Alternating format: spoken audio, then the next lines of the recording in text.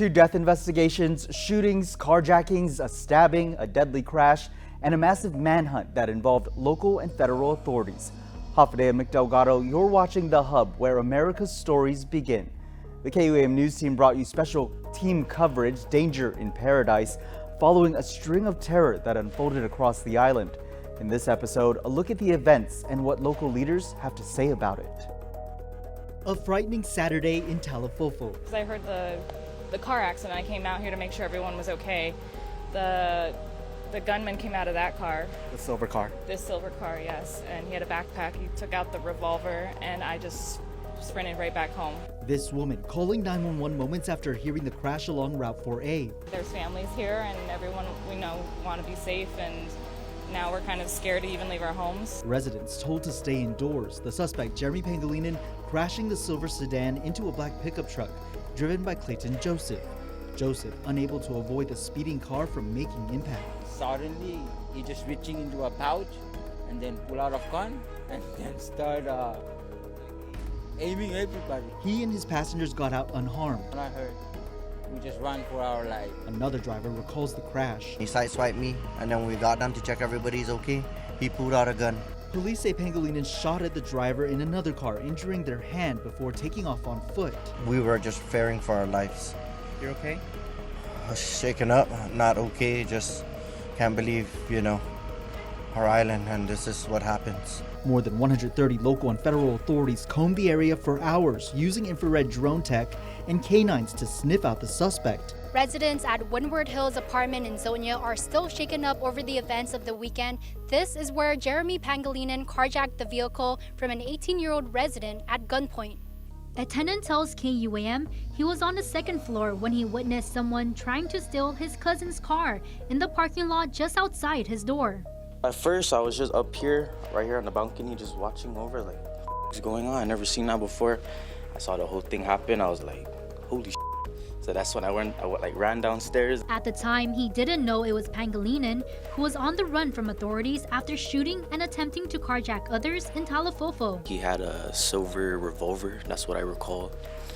It was kind of crazy. He says the suspect demanded his cousin's keys and threatened to shoot him. So my cousin just gave him the keys, and then that was it. And then he started running away. Yeah, only for his safety net. It's a terrifying moment for what he calls a relatively normal and peaceful neighborhood.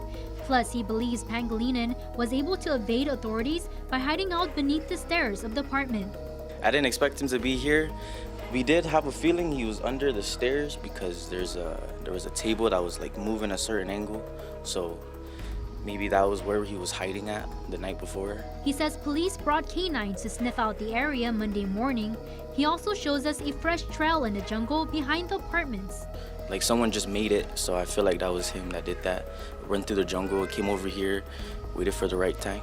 After a lengthy pursuit that spanned 18 miles from Windward Hills in Talafofo all the way to here on Isang Song Road, Jeremy Pangilinan was apprehended by Guam police and several other law enforcement professionals from agencies right here on this normally quiet strip of road, Stampa Road. Our community was glued to their screens at what Governor Lou Leon-Guerrero described as a very frightening situation with the pursuit and eventual capture of Pangilinan.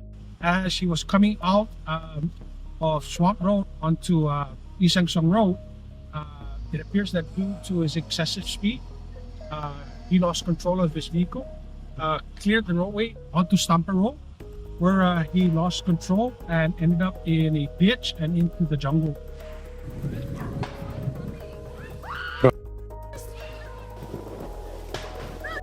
Oh, shoot. Mobile video from a neighbor at the scene, shared countless times on WhatsApp, provided insight into an exchange of gunfire and ultimately Pangilinan's capture. What is wrong here? Huh? As the officers were approaching, we heard, I believe the officers heard what may have been a single gunshot, and so several of our officers returned fire. He's been transported by medics to the hospital for treatment. He's currently under tight watch at the Guam Regional Medical City, with Chief Ignacio saying the combined effort of a multi-agency response was able to handle the situation quickly with no injuries to any officers. Reporting from Chico, where a violent series of events began here with a kidnapping and shooting of a local resident. This set off a chain reaction of further violent events and episodes across the island. Today we speak with Chico's mayor to learn more about how this has impacted the community. You know, it's sad when you know, things like this happen, especially when it hits home.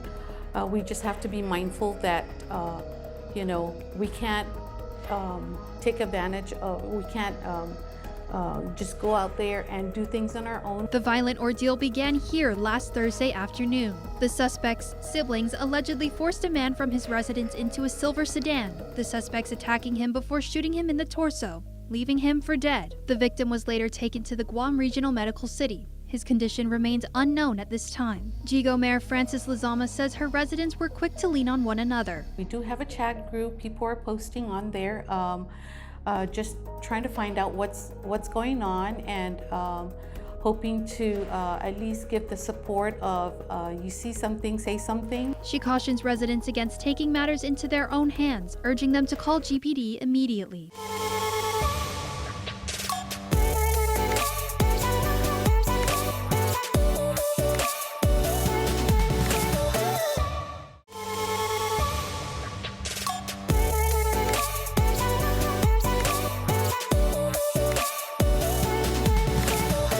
The governor and the lieutenant governor were at the scene that unfolded in Talifofo over the weekend, both taking the opportunity to speak about the chaos as it happened. Take a listen. Okay, well, of course, Governor Lulian Guerrero is here too, and Gov, buenas to you. And obviously, the nature of these crimes is very, very frightening, and the fact that several of them have happened in such close frequency to each other. So, what message would you have to the villagers here and to our community? Just to say that I think the chief and his leadership and team, and they're very strategically doing everything they can to get these suspects.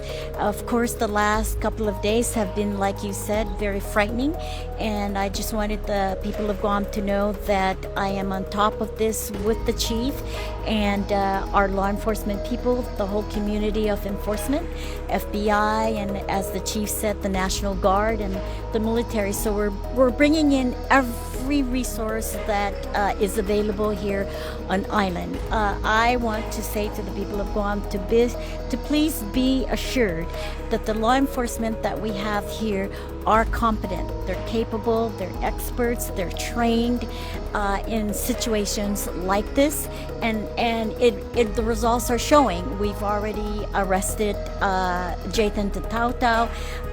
They're really very scrutinizing this place inch by inch by inch.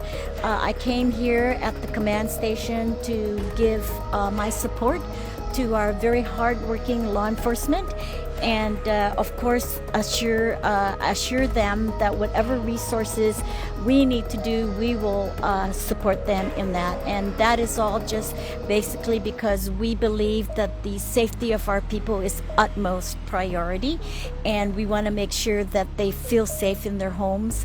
And this demonstration of the many resources and people that we have out, we're going to, of course, get the suspects, and justice will be served to the people of Guam. You know, information needs to be official. And I know people through social media, they have all these contacts, and there may be wrong information or misinformation out there that just continues the anxiety of our people. So I just want to make sure that the public gets their information from the official media sources, and also the police department is putting out regular updates. That is also an official source. So please, let's not try to spread misinformation, as it just makes our people more anxious. and I know the chief is going to have regular updates through the media, and that's where people should get their information. And it's very important too that if you have any information about the suspects or anything that you've seen that might be suspicious, please call 911. It's a very easy number to remember, because then the dispatchers will work with the police officers too. These last 48 hours, we've seen some gun violence on our island. After speaking with him and learning about all the manpower and the resources that are being used, I'm very comfortable and confident that all law enforcement, including some federal assistants, are out there and are going to find this suspect and hold them to justice, the suspect and whoever his accomplices are. Guam's a very special place, and it's a very peaceful place, and we're going to fight to make sure that violent criminals like this are not going to take a run on our island. And so I'd like to ask the public to be very vigilant, especially the people here in Talofofo. Lock your doors. Make sure that you know the whereabouts of your loved ones. If you have family and friends, check on them. Everybody has family chats, right? It's always good to check in and make sure that everybody is safe. But the most important thing is, if you see something, you got to say something. And I think that's the best that we can do. I would just assure the community that there's a lot of resources that are being spent right now. There are officers, some of the best trackers on the island, that are out there searching. We're going to find these people, this person, and we're going to bring them to justice. I know that the investigators will have to do the thing to kind of get to the bottom of the motives of these of the suspects, but the question has continued for the past 48 hours. What is going on Guam? Well, obviously, when we see things like this, we have to assume that the underlying cause is the methamphetamine problem. Of course, I'll leave it to the law enforcement. They have to put their case together with the attorneys. But the reality is that we've had a long-standing drug problem. And this drug problem leads to many bad things. And there's many ways that we do about it. It has to be both interdiction and aggressive public safety. And on the other side, it's going to be the treatment and getting people out of a path that they shouldn't be on. But I know that there's some naughty people out there, people that don't deserve to be out in the community. Those people need to be in prison. Talofofo is your home. Yes. You live just up the street. So what's going through your mind when you're seeing something like this, something violent like this, and now a manhunt happening so close to home? Sure. Well, I'll tell you that in my own street, right, we have a neighborhood street watch, right? So I know that many islanders around the villages have the same thing, right? This is a time where we watch each other's back. Not only our relatives, but our neighbors. And this is a time where you should know who your neighbors are. In the end, right, people always take care of each other on Guam. And this is the time that we have to take care of each other, and we have to protect each other. Any additional message you want to share with our viewers and our community as we continue to wait and search? Well, I just want the community members to, this is a time, of course, to stay calm, but to be vigilant. Make sure that you take a look at your surroundings, secure yourselves. But also, if you know something, and this island is pretty small, people know things. Do your part and say something. Final question: with the assumption of drug being part of the problem with the violence we've seen for the past 48 hours, all the manpower being used for tonight's search efforts, do you think that this warrants more resources and more funding to be poured into our law enforcement for just any type of drug interdiction or safety efforts? Sure. I mean, that's our commitment is to expand law enforcement numbers, number one. I also think that we worked with Senator Duenas to get legislation passed that allows us to tap onto other law enforcement agencies in the government and bring them out. In this kind of situation, what you're seeing is a suppression effort. It's a big investigation. People are working together to try and utilize every resource to keep the community safe. And we have to stay on that track. So I would say that, we're going to be having another class at police another classic customs. The answer is that we have to expand the number of law enforcement officers. We expand the number of vehicles, give them the resources, give them training, and then work with the counterparts, with the feds, to try and make sure that we have the best team. You know, we have some good talent, and we just have to expand them. And that has to be the posture in the upcoming budget, and in the future budgets. There always has to be an increase in the number of law enforcement officers and resources. And that's the posture that we have to be in.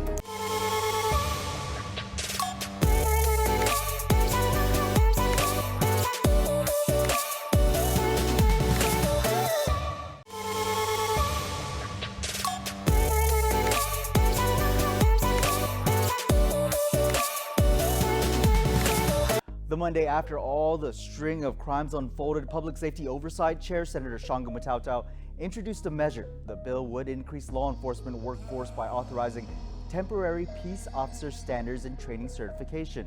The senator joins us to talk about this, but first, I want to get your thoughts on the events that happened over the past week. You would think that it would not have, be kind of almost a sleepy weekend, just another weekend in paradise, but from the events leading into the weekend with the Talafofo shooting, it was really saddened by, as a public safety chair, that starting to hear more and more of these types of actions. Didn't realize it would come to my front doorstep. Actually, it was to the doorstep of San Miguel Church, where I'm a parishioner. We're at Mass, kind of heard about the shooting. Family and friends were saying, be careful out there. I said, well, then I'll just go pray for them today. Then as soon as we got out of Mass, then the calls and the WhatsApps got a little bit more intense, saying you need to go shelter in place. And that was pretty much the alarm bells for me and my family and the families that were at San Miguel Church. Everyone went home. By the time we got home and locked everyone in the house and secured the home, it was just a wait and see, and it was a lot of anxiety, Nick. And I think for most of the villagers of Talafofo, I stay in As Lucas, I think all of As Lucas was on high alert. So this was an uneasy weekend, I think, an uneasy weekend knowing that this was happening, but a little comfort knowing that the GPD was in full effect. It was very, very harrowing for much of the early part of the evening on Saturday. And you've worked in the news business, so you know what it's like as well. But now in your role in the chairing of the agencies like the Guam Police Department, this also shows the importance. The Chief of Police and the Lieutenant Governor who was on scene admitted to me that it's sad, it's unfortunate that it comes to situations like this that we realize our shortfalls, our shortcomings. No, absolutely. And I've been working very closely with the Chief of Police and trying to provide resources. As I've told many of the public safety agencies and the emergency management agencies and the National Guard for that matter, is that this job, at least for me, will be all about policy. It cannot be about money. They need other ways to help them so that they can solve some of the bigger problems that they face resource-wise. But it does say to the community that their coordination for this was undoubtedly was really good. I mean, we got 2 of the 3 bad guys, and other issues are happening simultaneously. If you think about how stretched they were over the last 6 days, and they remain stretched. And I think our community needs to see this for what it is it's something's gotta give. We need to do something important to support the priorities of our public safety agencies. And there's a lot of people will say, well, Senator, this is, it just can't be that way. What about education, healthcare? But I think people who live in Talafofo would argue that today, or the villagers in Jigo. And all along Route 1 or wherever the high-speed chase was at, business owners and visitors, we need to do something and something quick, because this problem with drugs is really hurting our entire image and it's hurting our community. Yeah, that's something that the chief expressed as well, that he believes that there is a connection to the drug problem that we have on Guam with this incident that we had with the siblings. So that's kind of your sense? Yeah, I think so. And I think the Lieutenant Governor was correct that some people need to be incarcerated. I know we live in a country of laws, but some of the things, like in this case, I'm hoping that the judges in the Superior Court, there's a provision of law about if you commit a felony on felony release, it's a mandatory minimum, I think it's 10 years. They got to hold the line. I'm hoping that they'll hold the line and really show this community that we can't dictate what the judges are going to do, right? But my goodness, the statute is there to protect the people of Guam, and I'm hoping that the judicial officers will see the case for what it is, get the evidence, but especially a felony on felony release, it just has to be taken seriously. In light of the chaos this past week, I wanted to ask you then, as public safety chair, what are you planning to do about it? I know you have legislation introduced. We're going to get to more on that in a bit, but we'll take a quick break.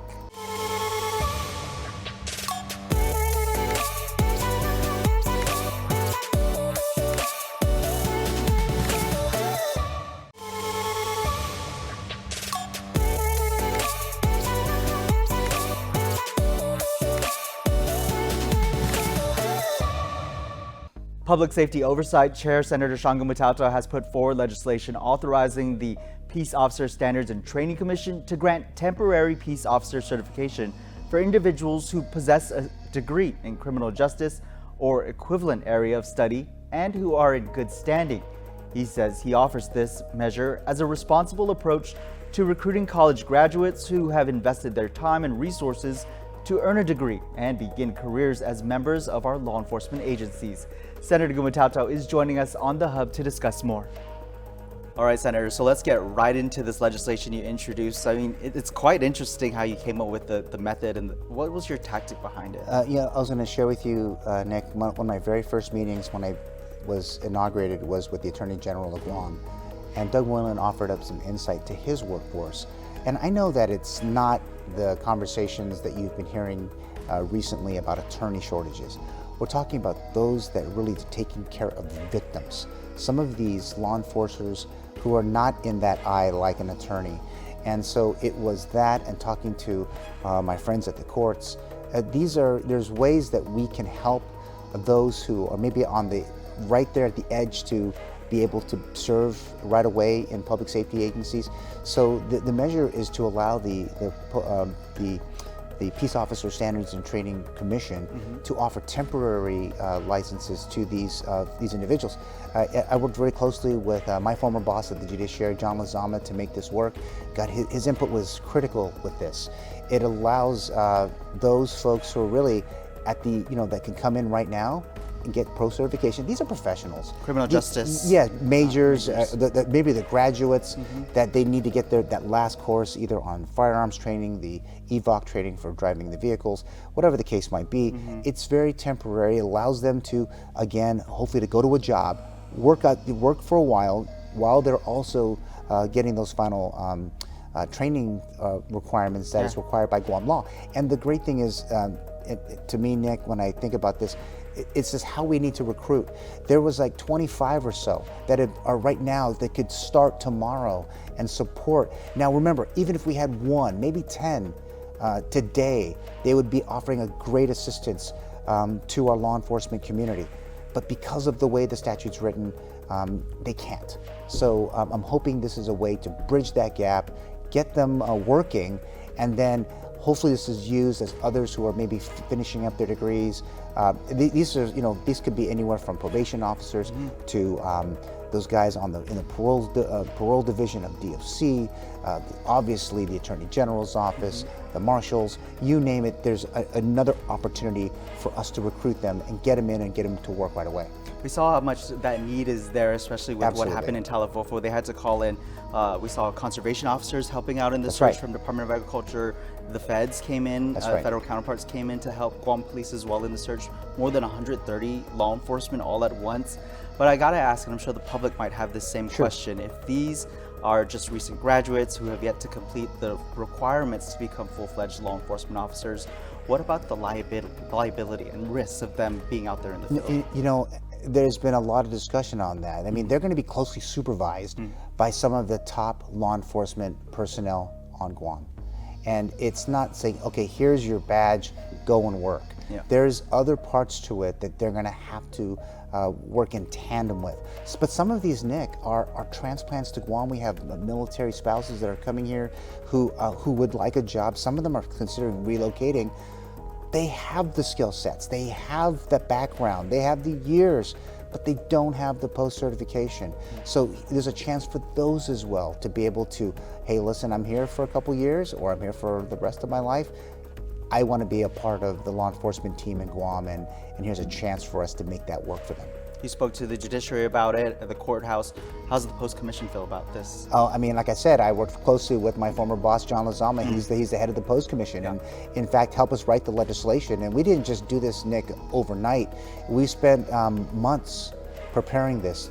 So I'm excited about the opportunity to be able to get the public hearing and get it on the floor of the legislature as soon as we possibly can. Nick, we need to ensure that the recruitment and retention of law enforcement officers is front and center and priority for our government. We have a lot of other needs, right? We do have education, we do have healthcare needs, but based on what we've seen over the last weekend, this last week, the amount of drug crimes, we don't think that's going to go down anytime soon. We need to do something right now, and I believe that this is just that first step, Nick, to ensuring that we can get the help that our public safety agencies need to combat crime. All right, Senator Shango Matato, thank you so much for your time. Any final words you'd like to add to our viewers? I would want to encourage the viewers we saw it over the last couple days. Heed the warnings of your public safety agencies. They're saying to shelter in place. They're doing it for a reason. We want to be more vigilant. When we're out there, take some time to check your neighbors and see if they're okay. Because as we found in the case in Antigua, it was just, this happened to be when one person was walking and stumbled on someone. These are things that are not happening, we're not used to in our community. And in 2025, we're going to have to change our mindset about how we view our island. We should be vigilant for the sake of all of our friends and family who call Guam home. And watching each other's backs. Absolutely. Senator, thank you so much for your time. I Hey, appreciate thanks, it. Nick. Thank you again. We'll be watching this legislation as it progresses and seeing what the testimony is like at the public hearing. Absolutely. Thanks again. Thanks, Nick. And as always, if you see something suspicious or know any information about the crimes that police are investigating, call 911 or GPD or report it on the Guam Crime Stoppers website. That's it for this episode of The Hub, where America's stories begin. Stay safe and see you soon.